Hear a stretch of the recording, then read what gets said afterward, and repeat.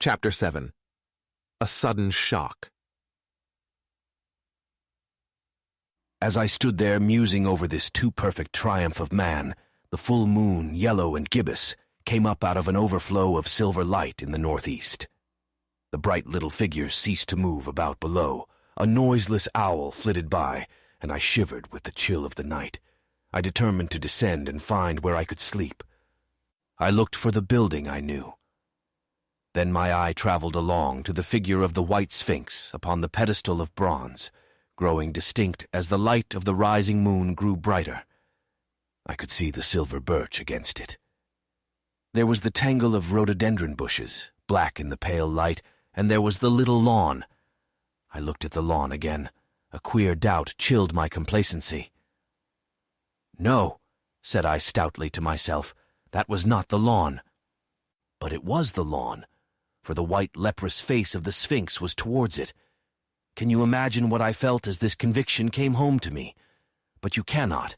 The time machine was gone. At once, like a lash across the face, came the possibility of losing my own age, of being left helpless in this strange new world. The bare thought of it was an actual physical sensation. I could feel it grip me at the throat and stop my breathing. In another moment I was in a passion of fear and running with great leaping strides down the slope. Once I fell headlong and cut my face. I lost no time in stanching the blood, but jumped up and ran on, with a warm trickle down my cheek and chin. All the time I ran, I was saying to myself, "They have moved it a little, pushed it under the bushes out of the way." Nevertheless, I ran with all my might. All the time, with the certainty that sometimes comes with excessive dread, I knew that such assurance was folly, knew instinctively that the machine was removed out of my reach. My breath came with pain. I suppose I covered the whole distance from the hill crest to the little lawn, 2 miles perhaps, in 10 minutes. And I am not a young man. I cursed aloud as I ran at my confident folly in leaving the machine, wasting good breath thereby. I cried aloud, and none answered. Not a creature seemed to be stirring in that moonlit world. When I reached the lawn, my worst fears were realized. Not a trace of the thing was to be seen. I felt faint and cold when I faced the empty space among the black tangle of bushes. I ran round it furiously, as if the thing might be hidden in a corner, and then stopped abruptly with my hands clutching my hair. Above me towered the Sphinx, upon the bronze pedestal, white, shining, leprous, in the light of the rising moon. It seemed to smile in mockery of my dismay. I might have consoled myself by imagining the little people had put the mechanism in some shelter for me, had I not felt assured of their physical and intellectual inadequacy. On that is what dismayed me, the sense of some hitherto unsuspected power through whose intervention my invention had vanished. Yet, for one thing I felt assured. Unless some other age had produced its exact duplicate, the machine could not have moved in time. The attachment of the levers, I will show you the method later, prevented anyone from tampering with it in that way when they were removed. It had moved and was hid, only in space.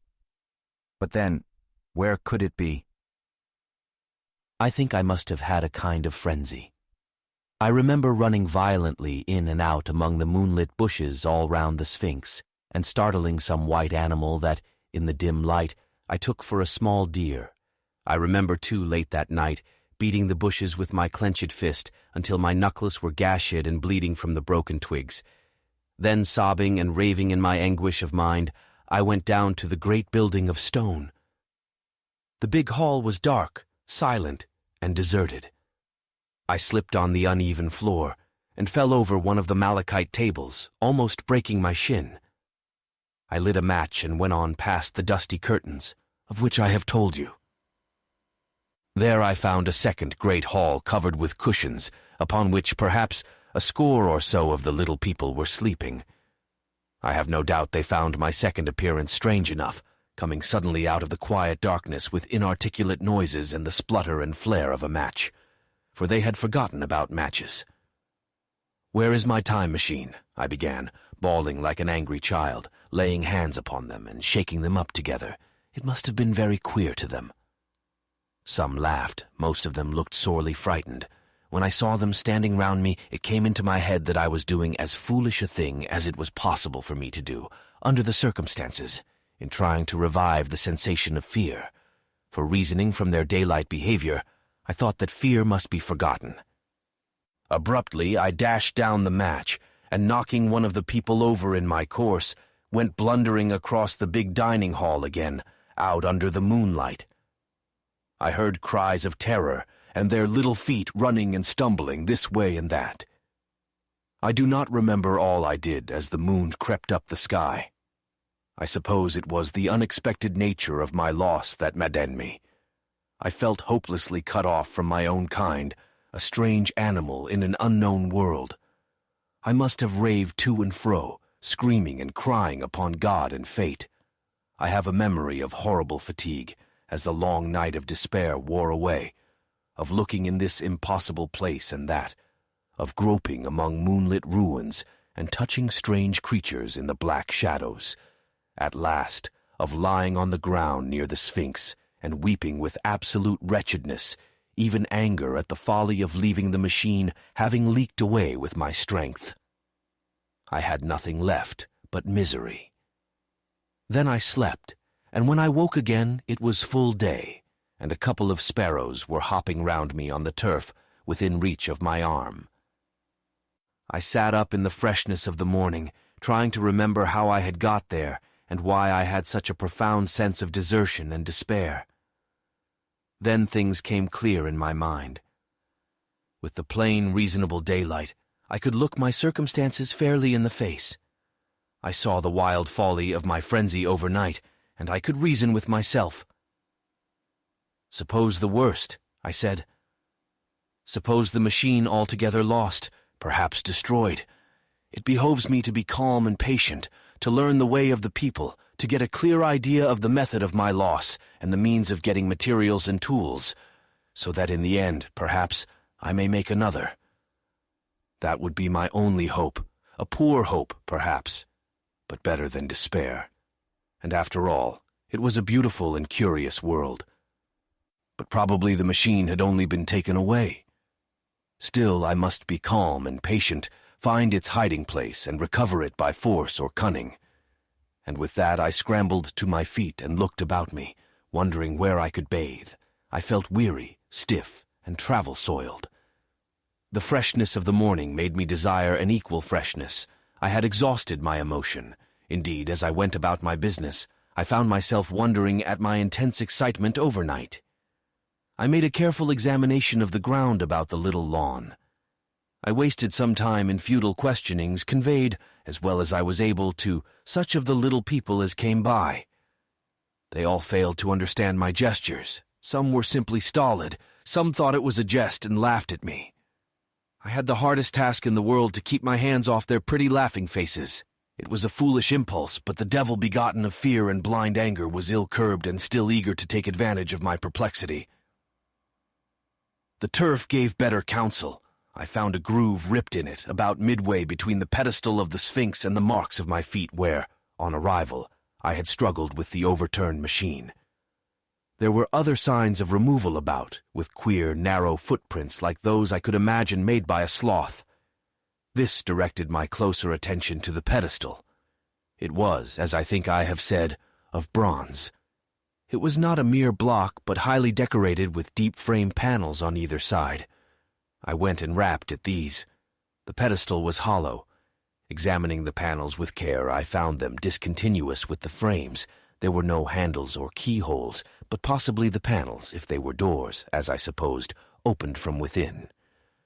One thing was clear enough to my mind. It took no very great mental effort to infer that my time machine was inside that pedestal. But how it got there was a different problem. I saw the heads of two orange-clad people coming through the bushes and under some blossom-covered apple trees towards me. I turned smiling to them and beckoned them to me. They came, and then, pointing to the bronze pedestal, I tried to intimate my wish to open it. But at my first gesture towards this, they behaved very oddly. I don't know how to convey their expression to you. Suppose you were to use a grossly improper gesture to a delicate-minded woman. It is how she would look. They went off as if they had received the last possible insult. I tried a sweet-looking little chap in white next, with exactly the same result. Somehow, his manner made me feel ashamed of myself. But as you know, I wanted the time machine, and I tried him once more. As he turned off, like the others, my temper got the better of me. In 3 strides I was after him, had him by the loose part of his robe round the neck, and began dragging him towards the Sphinx. Then I saw the horror and repugnance of his face, and all of a sudden I let him go. But I was not beaten yet. I banged with my fist at the bronze panels. I thought I heard something stir inside. To be explicit, I thought I heard a sound like a chuckle, but I must have been mistaken. Then I got a big pebble from the river and came and hammered till I had flattened a coil in the decorations, and the verdigris came off in powdery flakes. The delicate little people must have heard me hammering in gusty outbreaks a mile away on either hand, but nothing came of it. I saw a crowd of them upon the slopes, looking furtively at me. At last, hot and tired, I sat down to watch the place. But I was too restless to watch long. I'm too occidental for a long vigil. I could work at a problem for years, but to wait inactive for 24 hours, that is another matter. I got up after a time and began walking aimlessly through the bushes towards the hill again. "Patience," said I to myself. "If you want your machine again, you must leave that Sphinx alone. If they mean to take your machine away, it's little good you're wrecking their bronze panels, and if they don't, you will get it back as soon as you can ask for it. To sit among all those unknown things before a puzzle like that is hopeless. That way lies monomania. Face this world. Learn its ways. Watch it. Be careful of too hasty guesses at its meaning. In the end, you will find clues to it all." Then suddenly the humor of the situation came into my mind, the thought of the years I had spent in study and toil to get into the future age, and now my passion of anxiety to get out of it. I had made myself the most complicated and the most hopeless trap that ever a man devised. Although it was at my own expense, I could not help myself. I laughed aloud. Going through the big palace, it seemed to me that the little people avoided me. It may have been my fancy, or it may have had something to do with my hammering at the gates of bronze. Yet I felt tolerably sure of the avoidance. I was careful, however, to show no concern and to abstain from any pursuit of them, and in the course of a day or two, things got back to the old footing. I made what progress I could in the language, and in addition, I pushed my explorations here and there. Either I missed some subtle point, or their language was excessively simple, almost exclusively composed of concrete substantives and verbs. There seemed to be few, if any, abstract terms, or little use of figurative language. Their sentences were usually simple and of 2 words, and I failed to convey or understand any but the simplest propositions. I determined to put the thought of my time machine and the mystery of the bronzy doors under the Sphinx as much as possible in a corner of memory until my growing knowledge would lead me back to them in a natural way. Yet a certain feeling, you may understand, tethered me in a circle of a few miles round the point of my arrival.